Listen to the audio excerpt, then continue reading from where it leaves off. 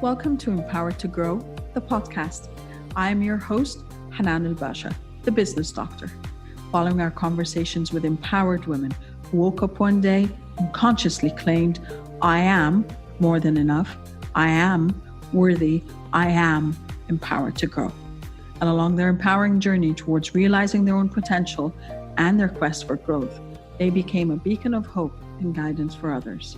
May you also find your inner power to grow. Hello, everyone, and welcome to a new episode of Empowered to Grow. This is your host, Hanan Basha.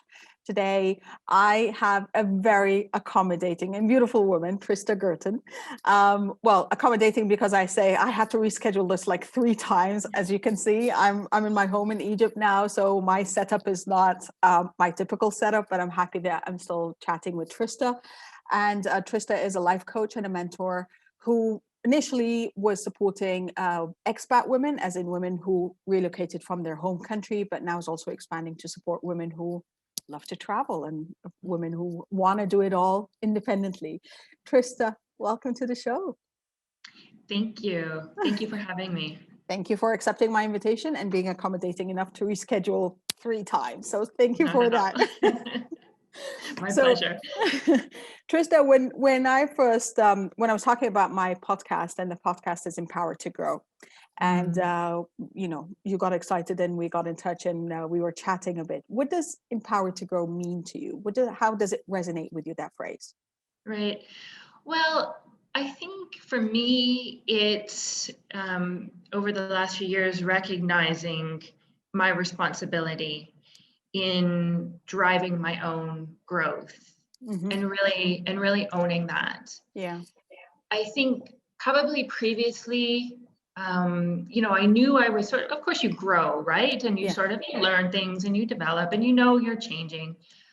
But I think really over the last few years, it's really dawned on me that I need to be more of an active participant or driver of my growth. And really that's where the richness of my life is now coming, because I'm actively setting goals for myself and challenging myself and thinking about who I want to be in the future and what's possible for my life. I love that, because I believe that's exactly what I've been talking about lately with a lot of people and family members I'm talking to, especially now that I'm kind of reconnecting after a while of being away. I'm like, that is exactly it. It's about coming to the consciousness and awareness that not to allow anyone or anything to hijack your day and hijack your future just because you're constantly in a reactive mode. And switching to a proactive, pre-planned, we all know that nothing happens 100% according to plan, but at least having a plan in place is a great way to start. Right. And it's also about, your power and where are you giving away your power and why. Exactly. And especially when it comes to your emotions and your reactions, it's been there. It can be very draining. I say I've been there a few decades, unfortunately, but exactly. It's never too late. You always have that power to take it back. It's true. And this is really, again, something that I've only really discovered the last couple of years with life coaching is that, because you sort of hear that message in different places, obviously, but it sort of resonated in me the last few years. And I've learned tools on how to proactively do that. So that's really made a difference for me. Sure. So you're empowered to grow and you're empowering others to grow. Yes. Could you share a bit about your story, please? Gosh, so I started traveling back when I was 19. I grew up in a family when my parents did a little bit of traveling, and I was always very inspired and couldn't wait to get out on my own. I landed up planning a backpacking trip to Europe the year after I graduated from high school. And I was planning to go with a best friend, and it turned out that she couldn't go. And so I decided at that moment that I was going to go regardless, because the alternative was, not going and staying Yeah. home. Yeah. And then I just sort of continued traveling. After that, I went to Australia for a year. I finally did go back and do my undergrad degree in political studies. Then I went to South Korea, and taught English for a year. Interesting. And I did an internship in Central America for a year. And I did my master's in international development, and sort of just started traveling and working overseas after that. And I've pretty much been doing that since 2003. And so I'm currently in Lebanon. And then the last few years, I started working with a life coach myself. Mm-hmm. And once COVID hit, landed up having some extra time on my hands.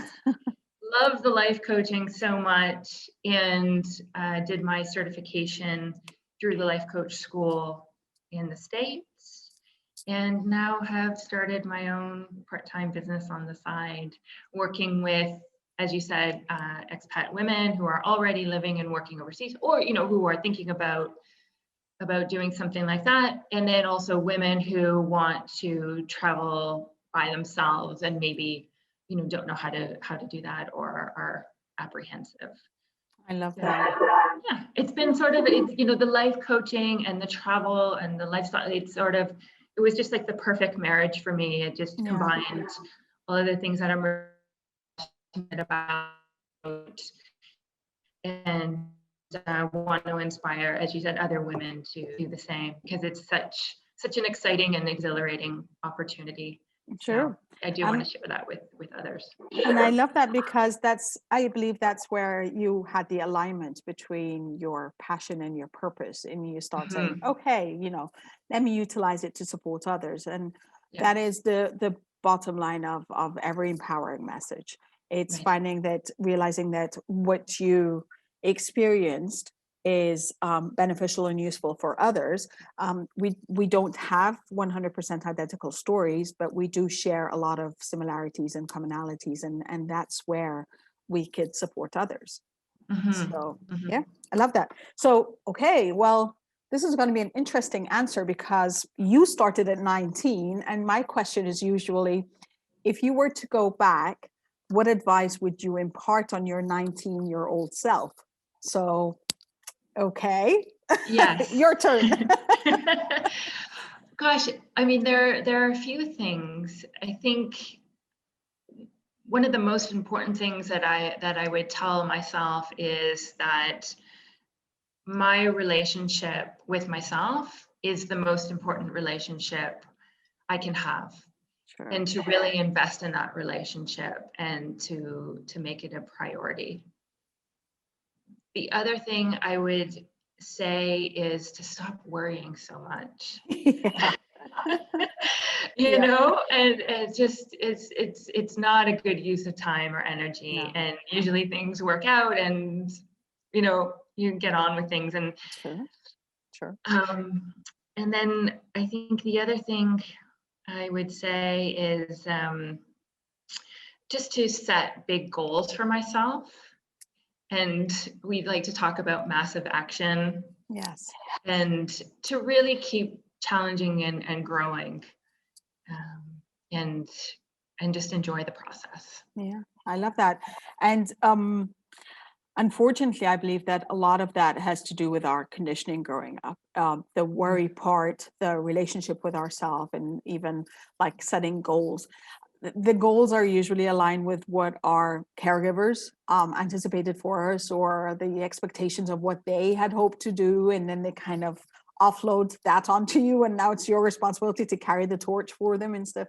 And I think that for me as well was a major revelation over the past few years, is realizing that I get to decide how I want to conduct my life, what I want it to be, and what I want to do out of it. What I want to get out of it, and who am I? I think that's the part that we don't speak about enough, and we're hoping that would change for the next generation, at least. Yes, and like it's definitely in terms of making some of the traditional choices, Mm-hmm.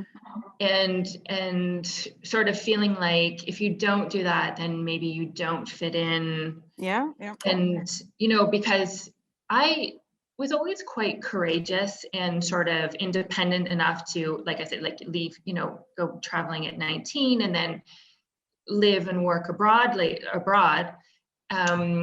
But I struggled for many, many years about, well, be at home.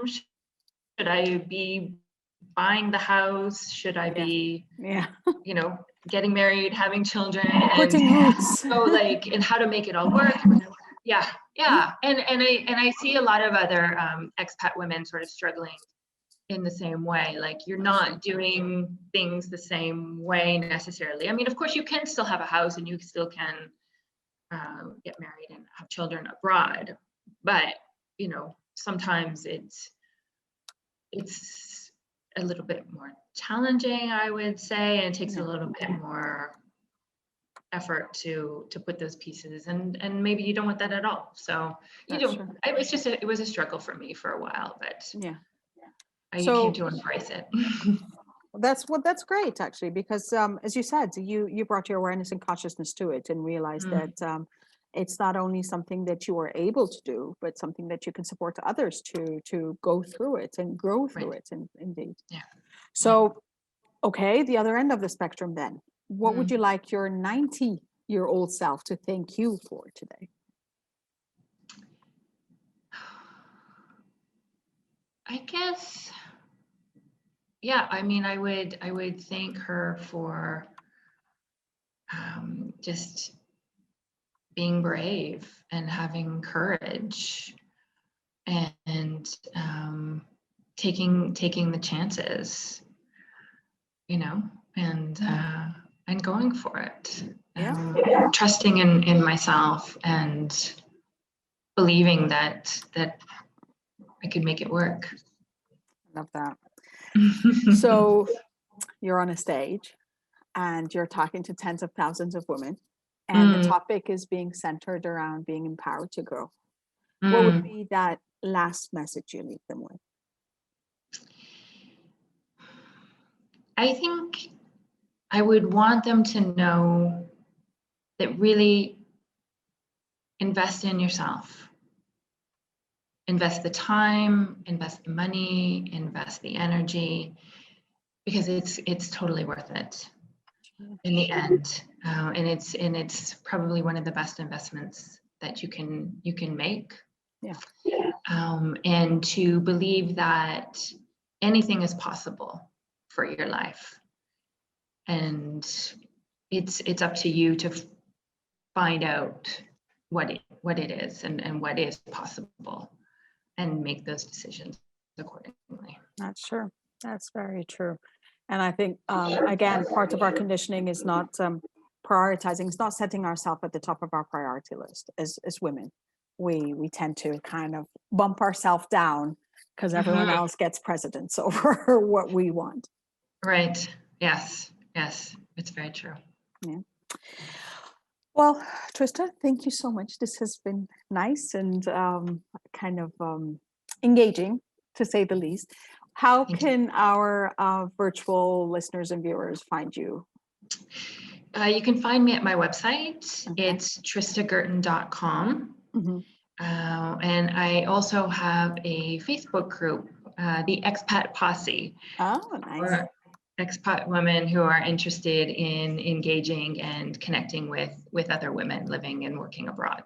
Okay, great. We're going to have all the links anyway in the show notes, so that's going to be there. Okay. Trista, thank you so much for your time. And thank you.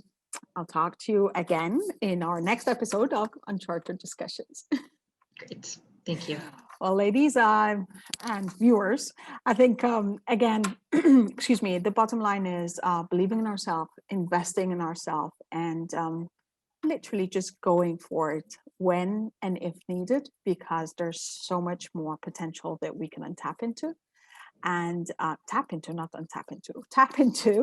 and we are just getting started at every stage of our life. We're just getting started, and that's the amazing part.